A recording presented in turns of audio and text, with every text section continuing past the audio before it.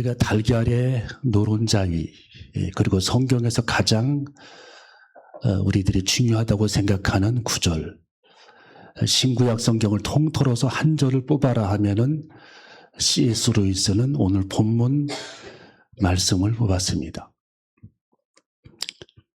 오늘 본문 말씀 중에 심령이 가난한 자는 복이 있나니, 이 구절은 우리 예수님께서 회중에게 설교한 내용이 아니라 예수님의 사랑하는 12제자에게만 가르쳤던 굉장히 수준 높은 그런 하나님의 말씀이었습니다. 과연 이 심령이 가난한 자란 어떤 의미일까? 이 성경에서 가장 중요하게 생각하는 이 심령이 가난한 자, 이런 사람들에게 하나님은 복이 있다고 말씀해 주셨고, 그들이 천국의 기쁨을 누릴 뿐만 아니라 천국에 그들이 들어가게 될 것이다라고 말씀해 주셨는데, 이 의미는 어떤 의미일까요? 미국의 척핀이라고 하는 재벌이 있었습니다. 독실한 크리스찬이었어요. 하나님을 잘 믿는 저 척핀이라고 하는 저 재벌은 공항에 면세점을 3개에 다 갖고 있었어요. 전 세계 면세점을 거의 저분이 80% 이상을 독차지하고 성장시켰던 사람입니다. 저분의 재산은 10조 정도가 됐는데, 자기 순수익이죠.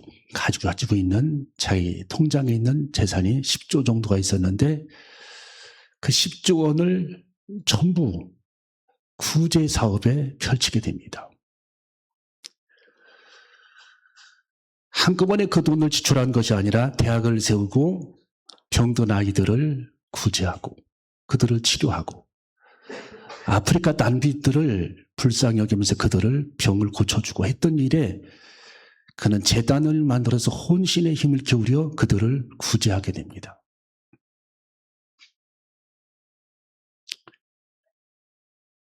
저분이 이런 얘기를 전합니다. 나는 양복 위에 양복을 한 겹 껴입을 수 없고, 이미 구두를 신고 있는데 구두를 한 켤레 더 신을 수 없다. 내 통장에 돈이 아무리 많이 있은들 나라고 하는 사람이 그 물질에 의해서 변화되지는 않을 것이다. 죽어서 구제하는 것이 아니라 살아있을 때에 나는 혼신의 힘을 다할 것이다 하면서 그는 자기의 전 재산을 다 털어서 선교하고 구제하는 일에 헌신을 합니다. 심지어는 요즘에 그 흔한 자동차 한 대가 없었어요. 저 사람은 버스를 타고 다녔습니다. 그리고 지하철을 이용을 했어요. 그리고 저분이 차고 있는 시계는 2만 원짜리였어요. 2만 원짜리. 평생 그는 2만 원짜리를 차고 다녔어요. 그리고 수리해서 차고 다녔어요.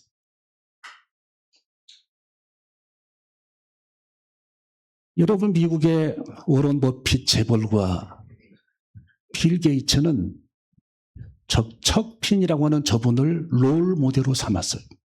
자기들의 인생의 영웅은 척핀이라고 하는 사람이다 라고 그들은 고백을 했습니다. 그리고 저분은 집을 기자들이 방문을 했는데 10평 있어요. 10평. 집이 여러분보다 훨씬 못 사는 겁니다. 집이 10평. 그리고 그것도 월세세요. 월세. 많은 사람들은 저분을 비난하는 사람도 있었어요. 당신이 그렇게 절약을 해서 남는 것이 뭐냐. 근데 저분은 절약한 것이 아닙니다. 자기가 모아놓았던 그 10조 원이라고 하는 돈을 전부 그분은 재단을 만들어서 쏟아낸 겁니다.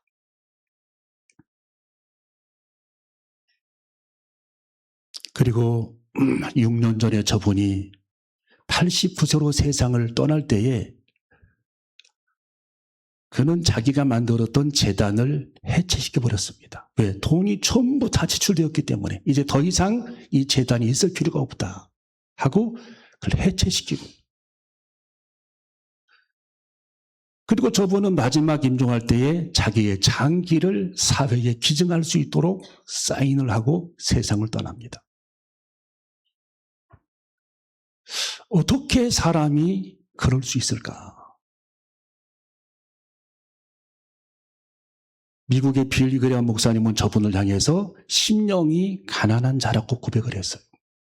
심령이 가난한 자다. 한번 따라해볼까요? 심령이 가난한 자다. 여러분, 심령이 가난하다라고 하는 의미는 하나님께서 우리들에게 요구하시는 정말 중요한 메시지입니다. 이 심령이 가난하다라고 하는 의미는 교만의 극치가 100%라면 교만의 상태가 제로입니다. 아주 겸손하고 낮아져 있는 상태를 심령이 가난한 자다. 그렇게 성경은 가르치고 있어요. 아주 낮아져 있는 상태. 그래서 여러분 헬라어 원문에 보면은 심령이 파산 상태라고 그랬어요. 파산 상태. 아주 제로 상태. 마치 하나님께서 아브라함에게 너희 아들 독자를 모리아 땅에 가서 하나님께 번제물로 드리라고 말씀했던 그 하나님의 명령에 순종하고 나아갔던 아브라함이 그 마음속에 교만이 있었겠어요? 욕심이 있었겠어요? 아무것도 없는 상태입니다. 하나님께서 자기 사랑하는 독자 이삭을 모리아 땅에 가서 제물로 바치라고 명령을 했던 하나님의 음성에 그는 순종해서 발걸음을 옮기는 그 겸손한 상태.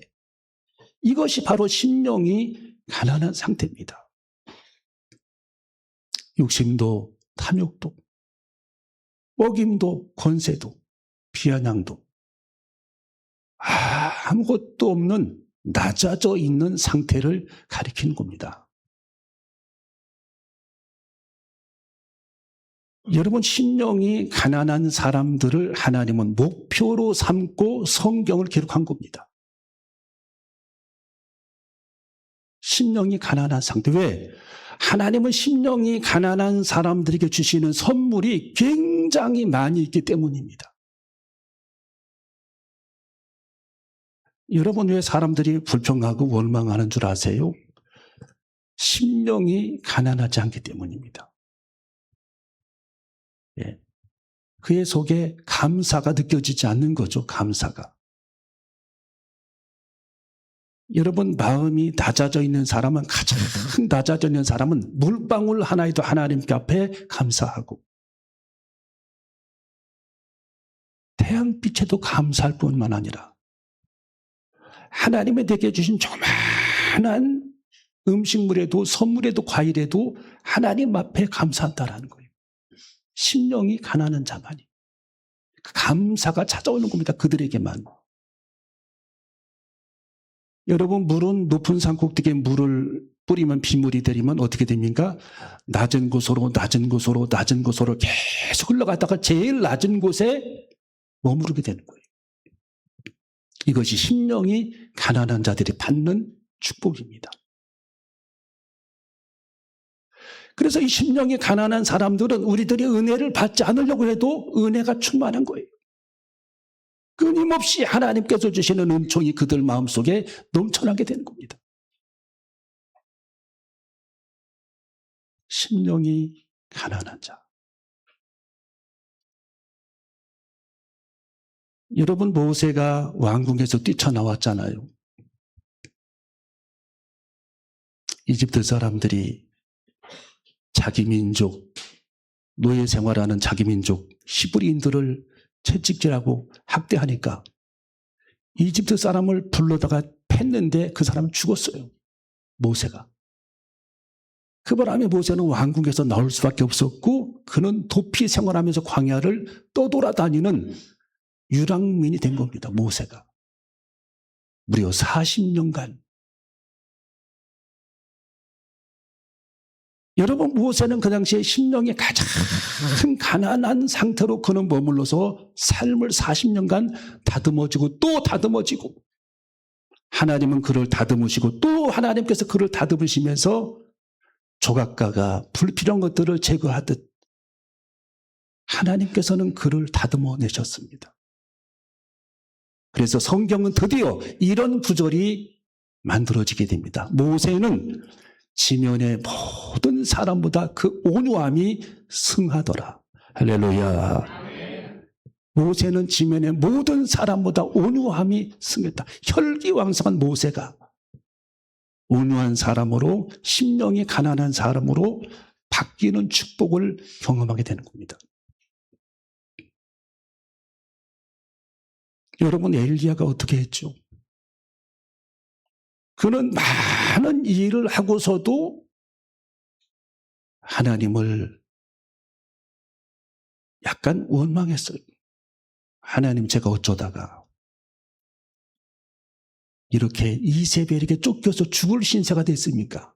내가 그토록 하나님을 열심히 섬겼는데 어쩌다가 이렇게 도망자 신세가 됐습니까?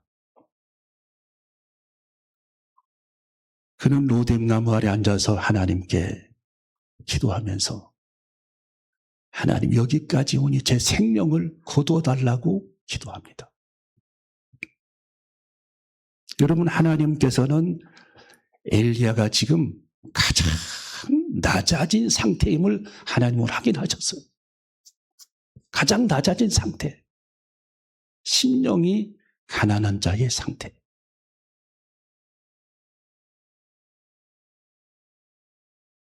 그래서 하나님께서는 심령이 가난한 자는 복이 있다.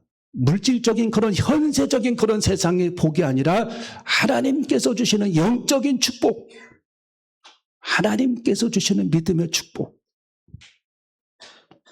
마음이 낮아져서 겸손하게 된 상태에 있는 사람들에게 주시는 하나님의 평강의 축복.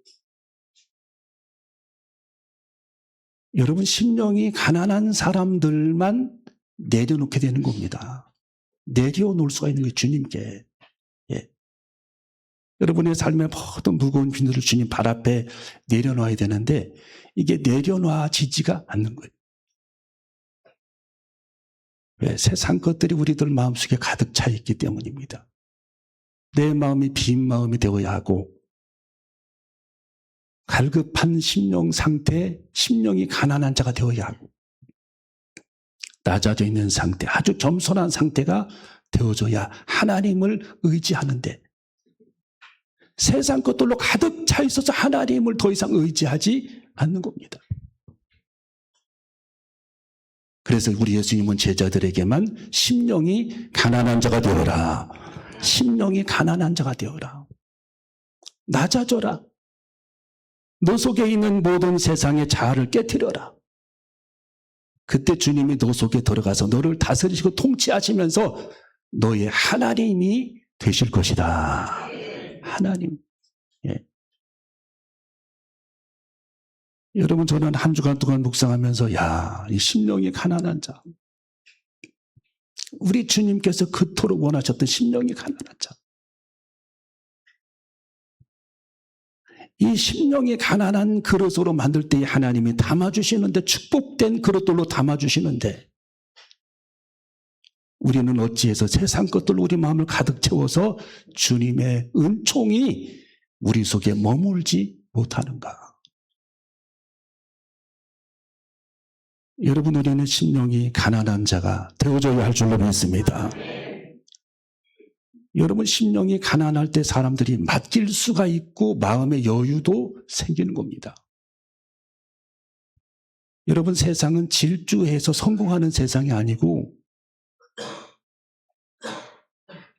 내 마음이 낮아져서 하나님께 문제들을 내려놓을 수 있고 풍랑 위에서도 잠드셨던 우리 예수님의 여유는 하나님 앞에 맡김이 있었기 때문입니다. 여러분, 풍랑이는 바다 위에서 우리 예수님은 배 위에서 잠드셨어요. 여러분, 세상의 회오리바람, 풍랑, 이 세상의 모든 고난들, 어려움들, 이것 속에서도 우리는 우리들의 모든 염려를 주님께 맡길 수 있는 마음의 여유는 내 마음의 심령이 가난한 자가 되어서 나는 모든 삶의 시름을, 염려를 주님 발 앞에 내려놓았고 하나님 앞에 맡겼기 때문에 우리 예수님은 배 위에서도 흔들리는 그 배 위에서도 풍랑이는 배 위에서도 우리 예수님은 잠드셨듯 우리도 그렇게 마음속에 여유를 잃어버려서는 안 된다는 겁니다. 우리 옆 사람하고 인사 한번 여유를 가지십시다. 여유를 가지십시다. 자, 그래서 우리 예수님은 1절부터 3절까지 읽어봅니다. 1절부터 3절 시작. 예수께서 우리를 보시고 산에 올라가 앉으시니 제자들이 나오니라. 이끌려 가르쳐 가라사대 심령이 가난한 자는 복이 있나니 천국이 저희 것이며. 여러분, 다윗이 도망자의 신세로 그가 13년을 다윗이 도망을 다닙니다. 여러분 잘 들어보세요. 다윗이 이제 왕궁에 들어가서 13년 사울 왕에게 미움을 받아서 그는 쫓겨다니기 시작했는데 13년을 그는 도망자가 되었어요. 아니, 하나님께서 이 다윗에게 왕이 된다라고 말씀을 해주셨는데 이 다윗은 왕이 되기는커녕 기미조차 보이지 않는 겁니다. 무려 13년을 그는 도망 다녔어요. 왜 하나님은 그런 시간을 다윗에게 갖게 하셨을까요? 산전수전 다 겪게 하시면서 하나님은 다윗에게 심령이 가난한 자가 될 수 있도록 그를 훈련을 시키신 겁니다. 훈련. 심령이 가난한 자. 여러분, 심령이 가난한 자가 되면 모든 게 감사뿐입니다. 감사. 할렐루야. 여러분, 심령이 가난한 자가 되면 모든 게 감사뿐이에요. 다 하나님의 은혜야. 하나님의 축복이고. 예. 햇빛만 봐도 하나님의 은혜 감사. 열매 하나만 봐도 하나님의 은혜 감사. 예수님의 십자가만 봐도 하나님의 은혜 감사. 내가 죽을 고비를 넘겼는데 하나님이 나를 구원해 주시는 십자가의 은혜로 나를 구원해 주셨으니 하나님의 은혜 감사. 예수님의 부활 사건을 통해 나도 하나님께서 천국에서 나를 부활시킬 것이야. 하나님의 은혜에 감사. 감사뿐이라는 거, 감사뿐. 심령이 낮아진 사람에게만 찾아오는 하나님의 축복이라는 거예요. 그래서 하나님은 다윗을 낮추시고 또 하나님이 그를 낮추셨습니다. 왜? 성군으로 그를 하나님이 삼으시기 위함이었습니다. 성군. 여러분, 이스라엘 백성들이 홍해바다를 건넌 후에 40년간 하나님의 그들을 훈련을 시키셨습니다. 성경 신명기 8장에 뭐라고 말씀이 기록이 되어 있습니까? 하나님의 그들을 낮추시기 위해. 할렐루야. 줄이고 굶주리게 했다. 만나만 먹이신 것은 사람이 떡으로만 사는 것이 아니요 하나님의 입으로 나오는 모든 말씀으로 살게 하려 하심이니라. 하나님께서 그들을 낮추시기 위함이었다라는 겁니다. 심령이 가난한 자가 되게 하시기 위해. 그래서 하나님의 말씀으로 인생을 살아갈 수 있도록 하나님이 그들을 40년간 훈련을 시키신 것이다.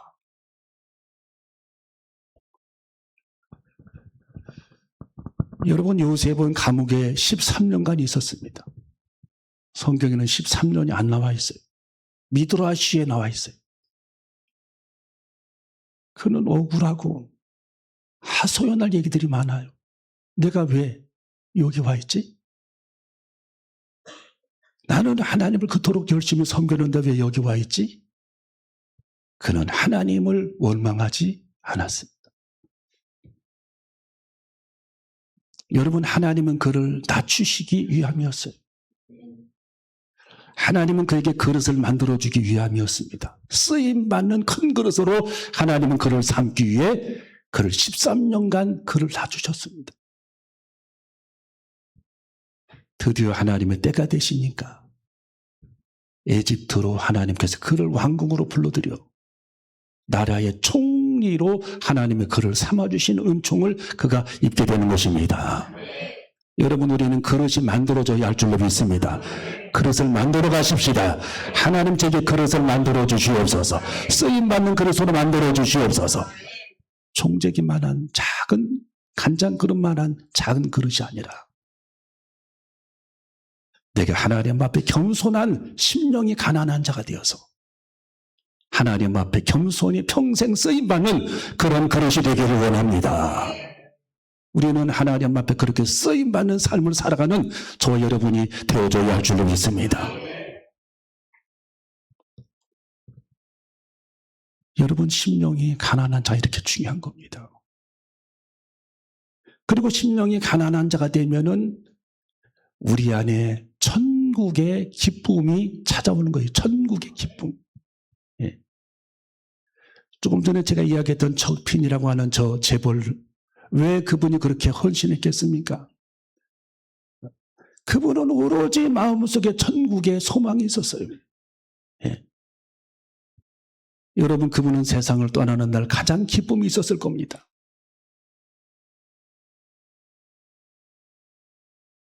그는 모든 걸 다 내주었어요.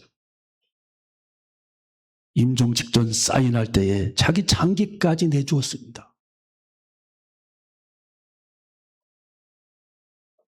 여러분, 심령이 가난한 자들에게 찾아오는 하나님의 축복은 평강입니다. 평강. 평강. 한없는 평강이 우리 안에 밀려오는 거예요. 여러분, 이 세상 하나님은 창조하신 모든 우주 만물이 다 주님의 것입니다. 주님의 것은 주님의 자녀의 것입니다. 여러분의 것이라는 거예요. 여러분의 것.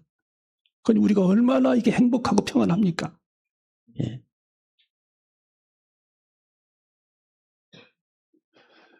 제가 지난주에 병원에 가보니까 이 간호사 선생님들이 다 그렇게 퉁명스럽고 짜증이 나나 봐요. 다 세 분이. 그렇게 불친절하고. 예. 어느 병원인지는 얘기 안 하겠지만.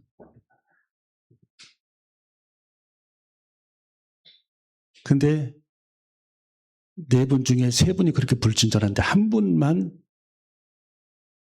제가 보니까 심령이 가난한 자. 심령이 가난한 자. 여기 어떤 분이 목을 여기 수술받고 거기 대기실에 앉아 있는데 얼마나 이게 아프겠어요. 수술 이만큼 막 쭉 찝고 이렇게 수술 받았으니까. 어떤 아주머니가. 근데 그 간호사 선생님이 세 분은 막 그냥 그분도 보고 막 다 퉁명스럽고. 근데 한 분만 친절해요. 그분에게 찾아와 가지고 아이고 어떻게 얼마나 아프시냐고. 그러니까 이분이 그러니까 그 얼마나 아프시냐고 한마디 떨어지자마자 울기 시작합니다. 안 울다가 아이고 얼마나 힘드셨냐고. 얼마나 아프셨냐고. 그렇게 위로를 해줘. 위로를. 그러니까 이분이 한없이 우는 거예요. 거기서 한없이. 예. 그게 마음의 여유의 여유, 사랑의 여유. 이 사랑도 마음에 공간이 있어야 사랑하는 거지. 컴퓨터도 메모리 공간이 있어야 저장이 되잖아요. 사랑도 마음에 공감력이 있어야 돼. 이해를 못해. 무슨 얘기하면은 뭐 관심 없다고. 네가 당해라. 다 그런 거야 얘기하고. 전혀 공감 능력이 없는 시대에 우리는 살아가고 있어요. 공감 능력이 없어. 예. 사랑이 없어. 사랑이. 예.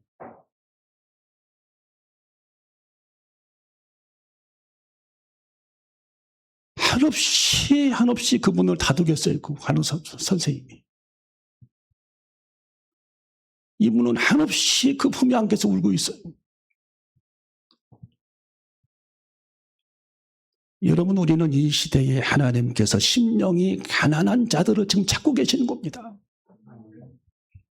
다 메말라 있고 상대방 얘기를 들으려고도 하지도 않고 무시하고 밑으로 보고 자기가 아무 인권관계가 없으면 그냥 무시하고 이런 시대에 우리는 살아가고 있습니다.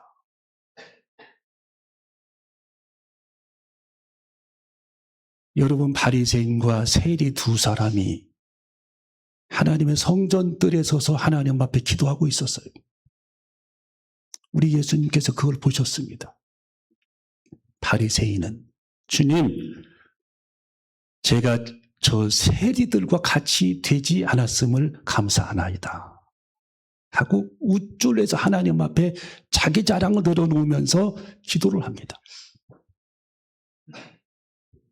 여러분, 세금 걷는 노마인들의 앞잡이, 이스라엘 사람들에게 미움받는 그 세리는 감히 눈을 들어 하늘을 우러러 보지도 못하고 고개를 숙이고 기도하면서 주님, 저는 죄인입니다 하고 기도했어요. 가슴을 치며 기도했습니다. 우리 예수님께서 저 두 사람 중에 어떤 사람이 하나님 앞에 의로운 사람인가? 하나님은 누구의 기도를 들으실까?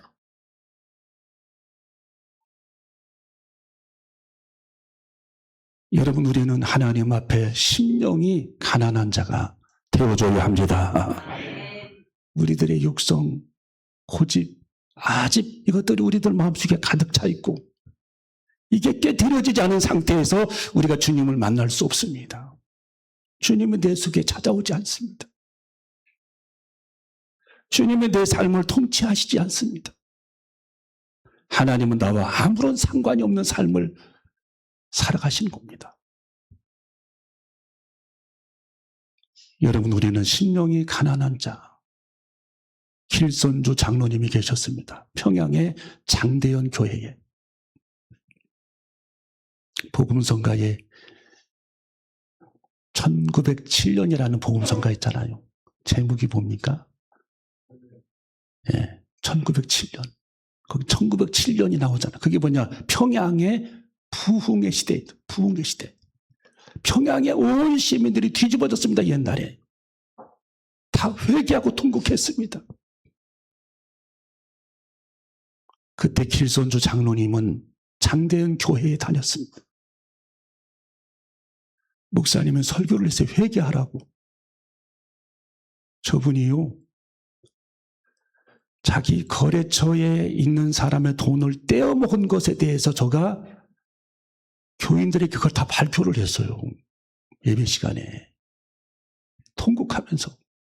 얼마나 창피한 일입니까, 그게. 누가 시켜서 그런 게 아니라 본인이 스스로 하나님 앞에 통곡하고 회개하면서 심령이 가난한 자가 된 겁니다. 교인들이 그 사람을 보고 흉을 본 것이 아니라 같이 뒤집어져서 통곡하고 땅을 치면서 하나님 앞에 회개하면서 지난날에 우리들의 모든 잘못을 용서하실 뿐만 아니라 하나님 우리들의 고집과 자아와 혈기를 이 시간 깨트려 주시기를 원합니다. 하나님 나를 깨트려 주시옵소서. 그들이 하나님 앞에 통곡하고 자복하면서 교회가 온통 회개의 물결이 있었습니다. 저 길선주 장로님.